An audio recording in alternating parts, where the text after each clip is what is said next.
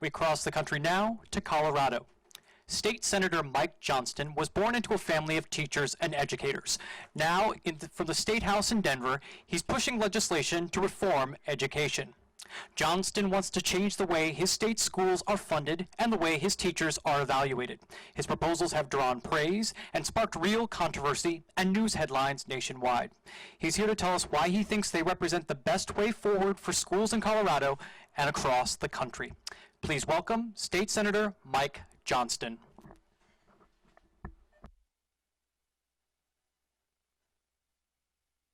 Thanks so much for being here. The one rule I had as a school principal was you never call a community meeting right before lunch, because students look at you and all they see is French fries. And so I have that devious distinction. I will try to move quickly this morning so you get a chance to get to food quickly. Mostly I'm just delighted to be called by a national news outlet to talk about something other than marijuana in Colorado. So thank you for that nice break for us. If you want to talk about that at lunch, I'm happy to still do that. I spend a fair amount of time in talking to folks around the country about the why of this work. Why is it so critical that we pay attention to this? Why is it so critical that we're invested in this? I want to shift a little bit today and talk a little bit more about the how, which is there have been a lot of questions this morning about, okay, we understand what the problems are, we understand the sense of urgency, but how are we going to actually make some changes in this? And particularly I want to spend some time talking about the how on policy solutions. There may be a limited range of impact you can have from a policy lever. You heard a lot from chief executives of districts this morning who are leading the day-to-day change on this. I want to talk a little about the policy angle of what I think is possible if you build a comprehensive framework for how to do this. I think if we're talking about transformative change in education, you're talking about four fundamental components. You have to get the people right? You have to fundamentally attract and recruit and retain amazing teachers and school leaders, by far the two most important variables on student effectiveness, on student success, bar none. You have to get the policy right, which I'll talk about in a minute. You have to get the programs right. You want to make sure you have amazing school programs. You want to make sure you have after-school programs. You want to make sure you have teacher training and support programs. And you, yes, have to make sure you get the politics right. You have to make sure that you actually elect and protect people who will fight for those policies. But I think that's the broader perspective. I want to narrow down and talk a little bit about the policy. What does it mean to build a policy framework that helps you drive success? And I think about it this way, which is we have essentially in education asked teachers or principals to say, here are our 30 children. Can you get them across these rough waters? And you can either do what we've done for the last 100 years or so, which is say, here are 30 children, and here is a ocean liner with the engine ripped out. Can you put this rope around your shoulder and try to swim it across? Right? Or you can say, here are these 30 children, and here's a speedboat, and can you get these 30 children across? Right? The difference between that ocean liner with no engine and the speedboat is the difference of what policy framework do you ask folks to work within. And so in Colorado, we've tried to build a framework around three fundamental values. One is around accountability, one is around support, and one is around equity. So I'll just spend a couple of minutes talking about each of those, and then I'll wrap up.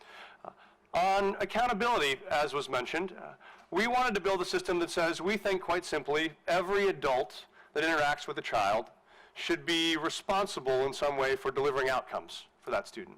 And so we passed legislation to say we believe that that 50% of a teacher's and a principal's evaluation ought to be based on student growth.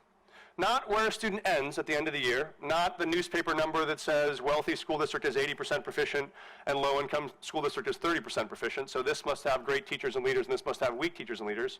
But the delta between what did a student walk into your class knowing on September 1st and what did they walk out knowing on May 30th. Our belief is the single largest investment we make in our state budget every year is K-12. Almost 50% of every state budget goes to K-12. It is our big bet on building citizens for the future. We ought to be able to know that students are growing in the 184 days they're in our care. And so we required every teacher and every principal for the first time to be evaluated every year. In Colorado, as in many states, you only get evaluated once every 3 years, and which meant you got no meaningful feedback in between. We said those evaluations ought to matter, which means we were one of the first states to eliminate tenure as it existed and said, we think there should be job protections, but those job protections should be earned based on performance, and they should be kept based on performance, which means if you come to Colorado and you start your teaching career, if you have 3 consecutive years of effective performance, you earn job protections. If like me, your first year is sort of rocky, might take you 4 years. If you have a good year and a bad year and a good year and a bad year, you might never earn those protections. But now those protections are actually earned to a badge of honor that are linked to your performance. The second side is to keep those protections, you have to continue to perform. So if you ever have 2 years in a row of ineffective performance, you lose those job protections. That means you can be released. And Colorado, unlike any other state in the country, said, we are not going to wait 40 years to make this change. We are not going to grandfather in any educator in the system. If you right now have been teaching for 25 years, and we are so grateful to have you, but are not currently invested in delivering outcomes, if you in the next 2 years don't deliver them, you don't keep those job protections anymore. And for principals, we critically said we're going to link principals' evaluations not just to the effectiveness of their students, but to the effectiveness of their teachers, which means the most important job you can do as a principal now is to attract great teachers, retain great teachers, and develop them. If you can't do that, I don't care how many football games you go to or how many fights you break up, you are not a good school leader. And we reoriented the entire state infrastructure around that belief, including flattening the leadership structure to say not every principal has to evaluate every teacher. Any teachers can do peer evaluations. You can have master teachers, department chairs. The principal is always not the best equipped person to drive that evaluation, but she has to have a plan for who does that evaluation. And then finally we said, we were the first state in the country to say we cannot require anymore the process of forced placement, which is, you know, historically if you work in a low-income school, you have 10 openings at your school, you go and interview a bunch of teacher candidates, you find 10 candidates who want to work for you, and you call the central office and say, hey, we found 10 candidates who want to work here, we think this would be a great fit. And in most districts in the country, the central office will say, we're sorry, but we have 10 teachers who don't have positions, who are guaranteed positions by tenure, and so we're putting those 10 teachers in your school, which I think is disrespectful to those teachers who didn't choose that spot, disrespectful to the other teachers who found people who deeply committed to their school and their beliefs who aren't there, and those people are there against their will and you have no ability to move them. We said every teacher that has the privilege to work with kids ought to be chosen by the teachers and the principals on that site who think she is the very best match for that open position. And if you are not selected for that open position, then you can be released. So you can't be forced into a place that doesn't want to choose you. You'd have a year to try to earn a position, and if not, after that, you would have to earn a position on the merits. This was revolutionary when we started it, but the belief was quite simply, let's restore to teachers and principals the power to decide who is on the bus and how they're going to drive that bus and what direction they're going to drive it. Because the work is hard enough without being able to make sure that everybody that is in your team is aligned. Now, accountability is an important part, but it's only one part. We also made sure for things like our higher ed institutions that we are actually holding them accountable for how well they're doing at preparing teachers and preparing principals who are going in and having an impact right away. So we, for the first time, gathered data and information to reveal who our best prep programs are and who our weakest prep programs are. But as I used to say when I was a principal, if you give students really high expectations and very little support, all you do is set them up for failure. If you give students very low expectations and very high support, all you do is set them up for complacency. What you want is very high levels of expectations and high levels of support. So the same is true from the state level. With all of this accountability, which is very important, we also have to have high levels of support. And so we've done that. And for us, support means starting early, as the conversation started this morning. So we both passed legislation called the READ Act, which pushes to make sure that all of our students are literate by the 3rd grade.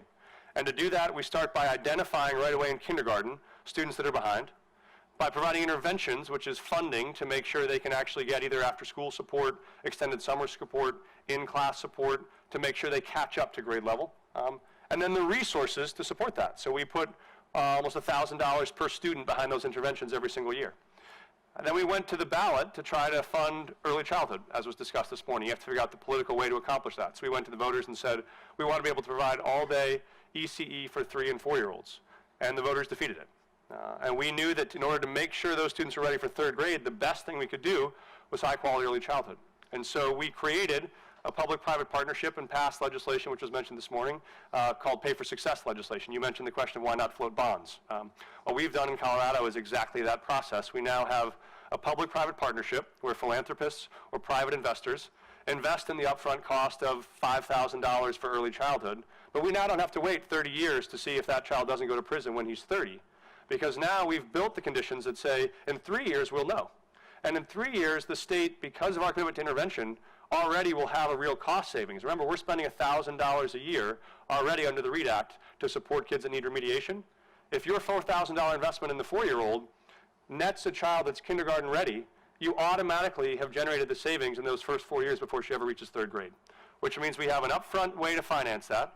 We have no state expenditures on the outset. We have the provision of high-quality early childhood, and then we have on the back end a way for the state to repay those costs if the actual outcomes are delivered. And so this is one way in which we've tried to say support means getting kids early and getting them ready early, and even if you have to find creative ways to finance it, we hope we'll build a real exemplar of how to do that. It doesn't just mean support for students, though. It also means support for educators. The value of building a high-quality evaluation system is you have the chance to identify who your really great performers are and to document and share their practices for the rest of the folks who are trying to become great. And so we've passed legislation to establish a structure for career ladders, which identifies our highest performing teachers and principals and asks them, we don't pay you additional money to thank you for being great. We offer you the opportunity to take on additional responsibilities and earn additional compensation for the benefit of sharing your wisdom and your practices. So that in the future in Colorado, if you're a first-year 7th grade teacher teaching math, doing what I did as first-year teacher, sort of falling asleep fully clothed on your couch at 6 o'clock at night, not knowing what to do the next day, you now could have a resource where you could go online, identify 7th grade math standard you're teaching, and up would pop profiles of 10 of the most effective 7th grade math teachers in the state. You could see what their lesson design looks like, what their classroom management strategies are, or you could actually sign up to go visit them in person. Same thing, you'd be able to walk in, see their work live, and walk out with practical applications you could use to change your practice. And so in all of this, we're trying to balance an agenda of accountability with an agenda of support, so you're making sure the children, the adults, the systems have both the resources they need and the accountability they need to succeed. The last one, and maybe the often forgotten one, is this great challenge of equity. One of the things I'm most proud of in our last 6 years is that we passed in Colorado our version of the DREAM Act, which is when I was a principal, had a large percentage of students who were undocumented. And if they were undocumented, could not go to college in Colorado without paying exorbitant out-of-state tuition, without any state or federal financial aid, which meant it was prohibitive for almost any of those kids to go to college. We passed legislation to now make it possible for all those students who are in Colorado to pay in-state tuition and get access to college. But more importantly, if you want to look at where the architecture of poverty begins in your state, I would suggest the first place you ought to look is your school finance formula.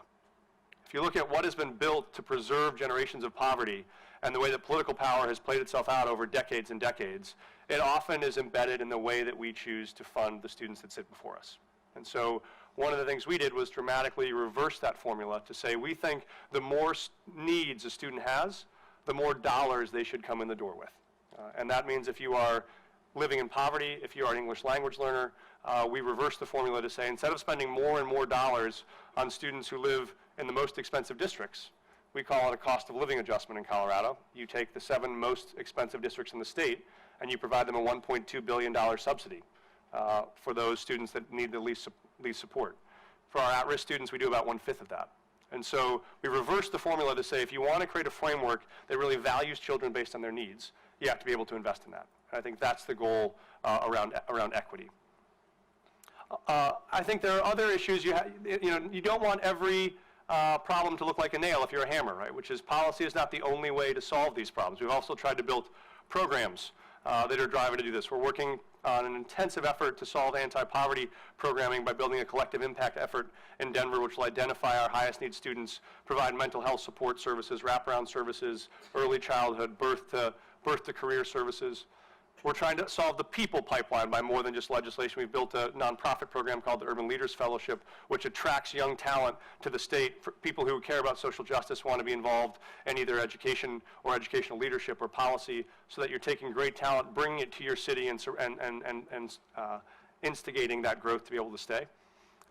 And on politics, we've also said, you have to pay attention to the races that matter most if you care about education. People probably know in this room, 90% of all education policy and education funding is driven by local school boards and local state legislatures. If I polled all of you about who your state rep is or your school board member, I would bet most of you don't know them. I only know it because I am it. Otherwise, I might not either. But you think about those races that attract such little visibility, we've built an organization called Education Century, which is meant to identify and support and elect education champions in those small local races that folks aren't paying attention to, as a way to make a transformational impact on who leads your school boards, who leads your state legislatures. So I'll close with this personal story. Why does this matter? Why make all of the effort? When I got elected 6 years ago, wanted to open a community office. I'm the only one of the 100 legislators in Colorado that has one, because we don't have any funding to do that. And so I represent East Denver, which is one of the highest poverty neighborhoods in the state. And we are burdened with one of the most traumatic instances of gang violence across the state. So it's been a big battle. And there's a neighborhood in my district called the Holly, which used to be ground zero for where most of the Bloods in our district operated. And late at night, there was a Crip who was killed across town, and without really knowing what had happened, the Crips came over to this Holly development, which is a shopping center, and they firebombed the shopping center and burned the entire shopping center to the ground. So when I was elected, there was this giant pit in the middle of this neighborhood that used to be a gathering place. And across the street was an abandoned restaurant. And so I opened my office in that restaurant and brought in some nonprofit partners, one of whom was a compelling young man who was a former gang member who now had started an organization called the Prodigal Son, which was meant to keep young people out of gangs. And so together we opened that office, spent 5 or 6 years trying to rebuild that neighborhood, and had some great successes. We recovered all of that big pit with a new, we call them the Peace Courts. Rigoberto Menchú came and dedicated it. We have basketball courts, we have a gazebo, we have a playground, we have a soccer field. We secured $6 million to build a new Boys and Girls Club there, and we began to feel like there was change happening. And a little more than a year ago, I was there with both of my sons, who were 5 and a half at the time, and we were holding an event that night, and as I was bringing all the folks, the event ended, and I was walking inside with my kids and the crowd, and all of a sudden shots started ringing out. And people would get terrified, they all run inside. I, of course, have my 2 boys, so I'm trying to get them to safety. And a minute later, someone runs in and says, "Mike, there is a guy laying out there bleeding, and no one is helping him." And I have this terrible moment where I think, well, I have my 2 kids here. Do I leave my boys not knowing what's going to happen outside, or do I go help this kid? And I wait another minute, still no one showed up, still no one showed up. So I give my boys to a close friend. I walk out there, and sure enough, laying out there on the Peace Courts is a young man bleeding profusely from his neck. And so with 2 other guys, I run over there, and as we get there, one person gets there before me and picks up this guy's head, and I don't think that he's alive. And as I get a couple steps away, he says to me, "Mike, tell Terrence to put down the gun." And I look 10 feet away from me, and there is my partner, who I started this office with, who was holding the gun on this young man who's bleeding to death on the ground. That night, they closed our office down. He is on trial now. We've had 6 months of community trauma, and we've now had to try to build our way back. And after this year, we've now, today, we'll reopen that community center again for the first time. We'll have a food bank there. We have a new coalition of both Crips and Bloods, OGs called the Council, who are going to try to share that space to see if they can help repair the damage that's done in this neighborhood. And we'll try to start again. But I tell that story because there is no climb of consequence that is accomplished without sacrifice, or often without tragedy. Right? But it is the perseverance that allows you to make meaning out of that madness sometimes. It's the ability to continue in the moments when you feel like you want to give up that is what makes slow but long-term change. There's a favorite Lincoln quote of mine. Lincoln, in the middle of the battle over slavery, 1859, he goes to Wisconsin to the state fair, and he tells this story about an Eastern monarch, a mythical Eastern monarch who sends his 3 wisest men up to the mountains to come back, and he gives them one task. He says, "Come back with one piece of truth that will always and forever be true." And they come back, and their quote is, "We have found the truth. The truth is, and this too shall pass away." And Lincoln says, what a comfort that is in times of affliction. And yet, let us hope it is not true. Let us hope that we can build a social and individual prosperity whose direction is onward and upward, and that as long as the earth endures, shall not pass away. It's easy in these moments to long for the times when all of the battles about the Common Core standards and teacher evaluation and state testing will pass away. It's easy to wish those things away, but what Lincoln wanted is not for those things to disappear. He wanted for those things to be resolved in such a way that the values that are at the heart of the dispute become so internalized into what we believe that they never pass away. That's the battle before us. I have a friend who has a lung transplant, and when you first install a new lung, the body fights it because the body sees it as an external foreign object that has been inserted into the body. Even though that lung is there to provide a critical, crucial, life-saving function, there is an urge to fight it when it's first installed.